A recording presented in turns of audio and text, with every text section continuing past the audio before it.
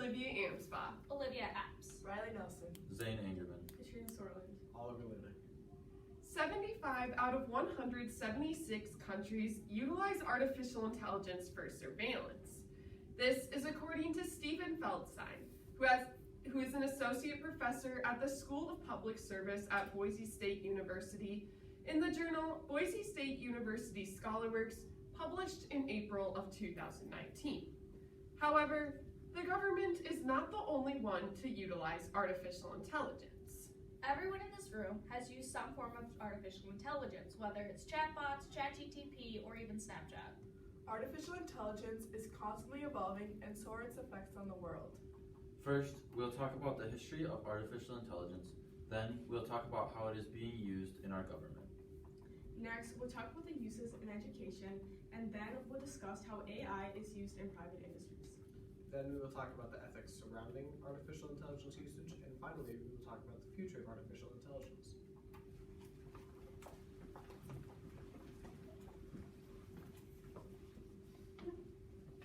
So let's begin by talking about the background and history of artificial intelligence.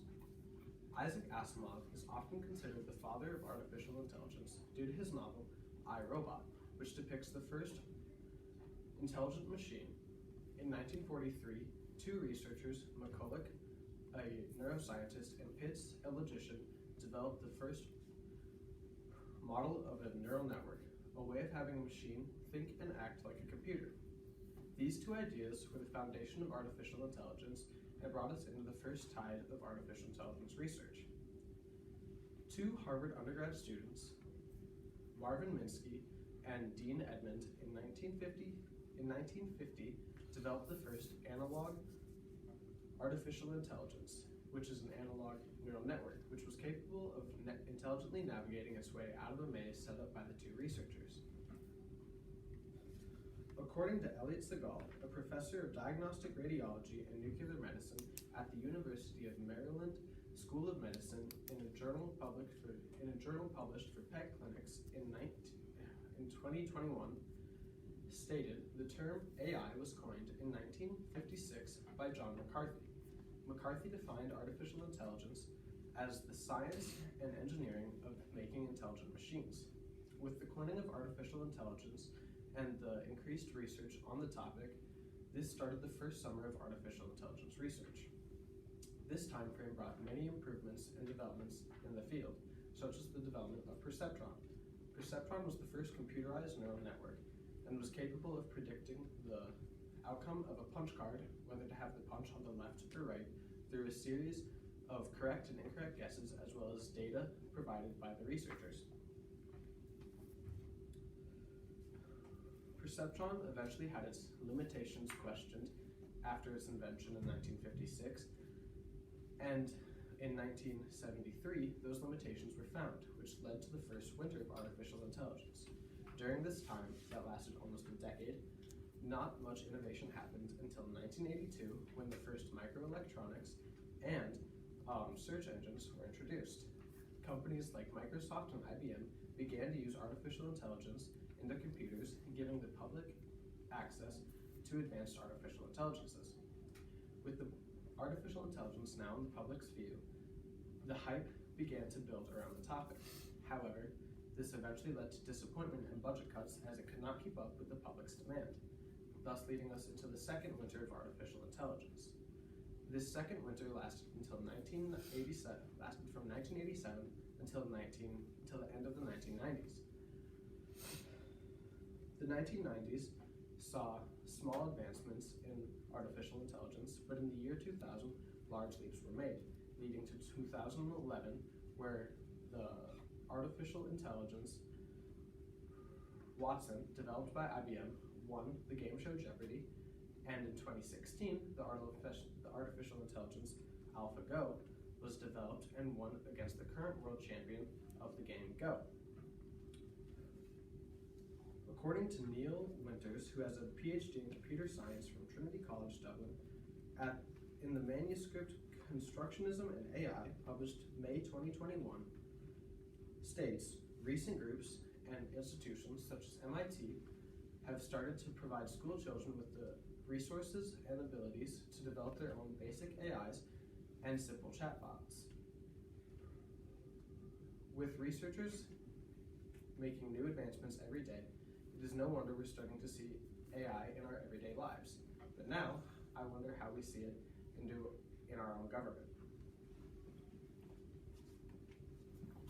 According to Helen Margaretts, who is a professor at the Society and Internet Institute at the University of Oxford, in the journal Nature, published in April 2019, unlike private industries, governments have been slow to adapt AI. However, AI can help governments tailor education to the needs of children, track crime, and dictate the necessity of taking children into care. AI can also help governments personalize their services for their citizens. For example, New Zealand has an app that uses personalized data from a bunch of different government agencies to provide forms like birth certificates to expectant parents that they can fill out using their mobile phone. Las Vegas uses AI to target health inspections. The city uses social media data and machine learning to single out restaurants that are associated with food poisoning and get inspectors out to those restaurants. As you can see, there are many benefits to the use of AI in government. However, there are also some drawbacks. According to Stephen Feldstein, who's a senior fellow in Carnegie's Democracy, Conflict, and Governance program in the journal Carnegie's Endowment for International Peace, published in September of 2019, out of the 75 countries that use AI, 63 are using AI supplied by China. In countries where there are limited civil liberties, the use of AI in government can cause a lot of damage. China, for example, has mandatory DNA sampling, Wi-Fi network monitoring, and facial recognition, and this information is collected and integrated into a central database. Using this information, according to the US government, China has arbitrarily detained between 1 and 2 million people. However, advanced democracies are also struggling with using AI without limiting civil liberties. In 2016, Baltimore police were secretly using aerial drones to carry out daily surveillance on city residents. In 2018, they used facial recognition to spy on and arrest protesters. The ACLU said that this was the technological equivalent to putting an ankle monitor on every single person in the city, and it was an infringement on the rights of citizens. Now that we've talked about how government uses AI, how is it used in education? Artificial intelligence has the potential to address some of the biggest problems in education today. Both students and teachers are utilizing the many resources that artificial intelligence has to offer to our education system. According to Wayne Holmes, who has a PhD in education from the University of Oxford, in the journal The Center for Curriculum Redesign, published in March of 2019, stated that personalized learning has been introduced to schools and universities around the world, which has significantly impacted the lives of both students and teachers. Artificial intelligent products are playing the role of a teacher or coach by leading students through lessons and motivating them. It is also creating systems that are just as effective as human one-on-one tutoring. A teacher in New York used artificial intelligence technology to host a family virtual night for families who speak multiple languages.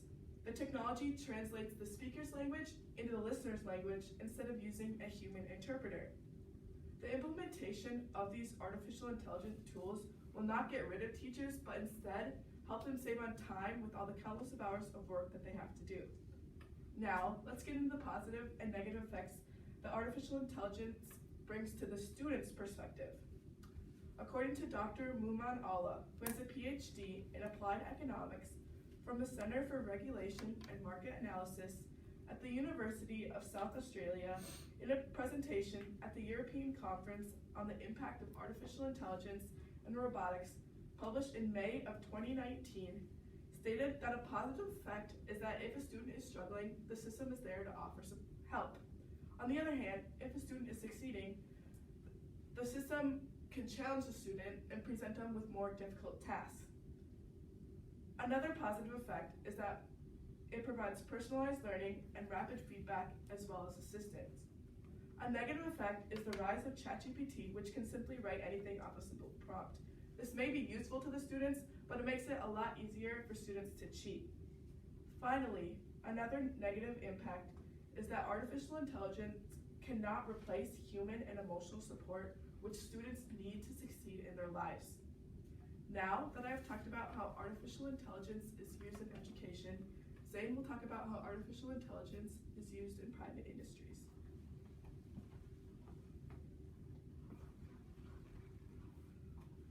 One area where artificial intelligence has made notable contributions is in the healthcare industry. Artificial intelligence has the ability to analyze extensive medical data, therefore leading to increased functions of disease detection and diagnosing of patients.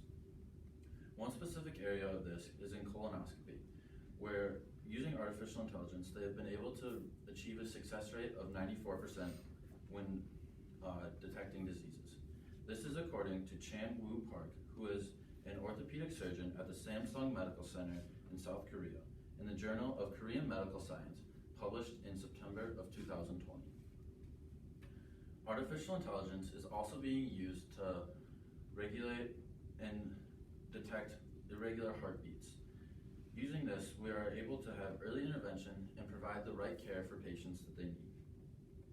IBM's Watson for Oncology is providing personalized treatment for cancer patients who all have a unique experience with their own diseases. This is setting the stage for an overall more individualized and better healthcare system. Additionally, artificial intelligence, known as software medical devices, is paving the way for more personalized and better healthcare. This is according to Sandra Maria Correa Luero, who has a PhD in Marketing and International Commerce from the University of Extremadura, in the Journal of Business Research, published in May of 2021. Outside of the healthcare sector, businesses are implementing chatbots to provide accurate and quick information for any questions that customers may have. This is leading to overall more engagement and better satisfaction of customers. One company to recently introduce AI is Snapchat. Recently, Snapchat introduced an AI that can be used as a personal companion and a place for people to find accurate and fast information.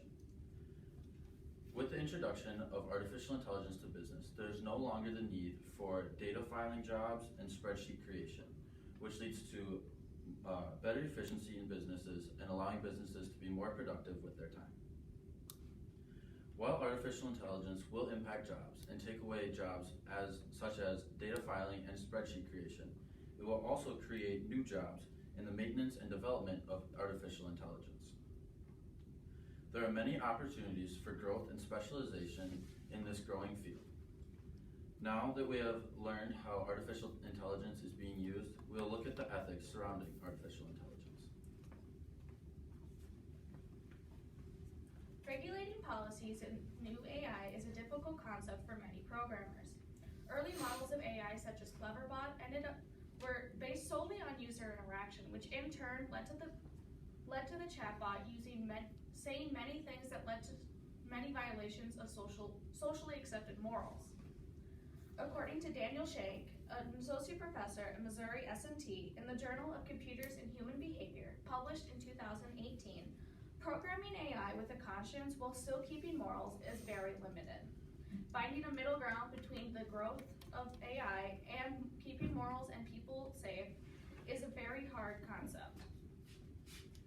AI is supposed to have a conscience of its own. This is according to Thilo Hagendorf, who has a PhD from Stanford in the journal Minds and Machines, published in 2020. However, as AI grows, it's unsure whether or not their morals would be completely perfect or impacted by human behavior as it continues to grow and interact with users. New AI models have certain topics that they will not discuss as programmed while not having the growth that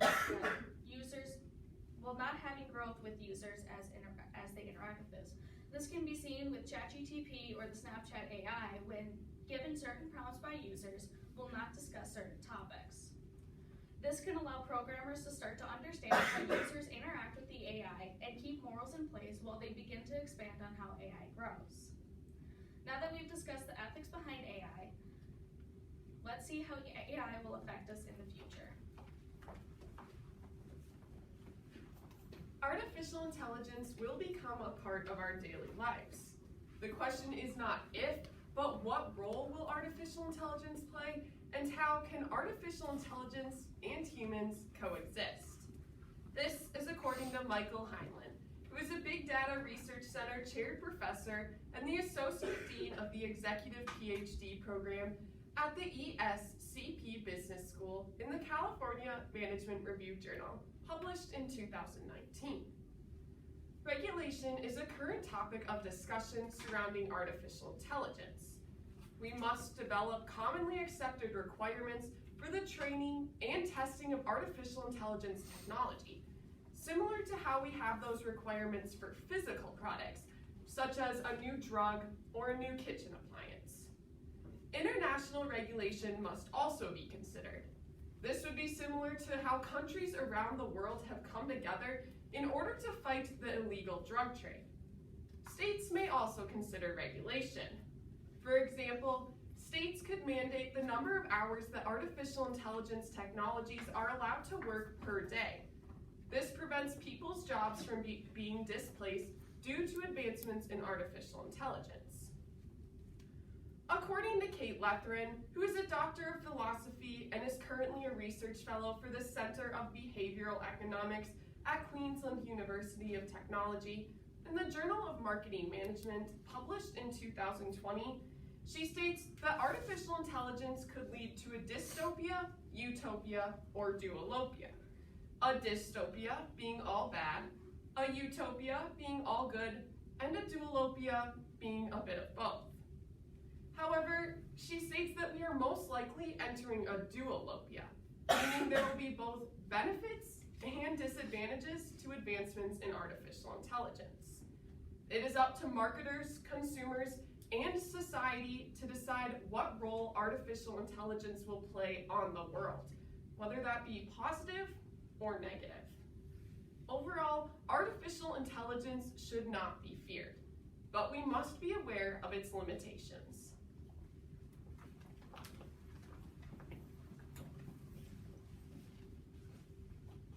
First, we talked about how governments are utilizing artificial intelligence. Then, we talked about the history of artificial intelligence. Then, we talked about how governments are utilizing artificial intelligence.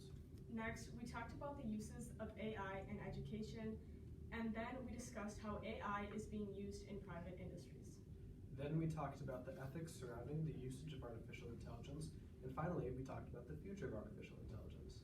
Artificial intelligence is constantly evolving, and so are its effects on the world.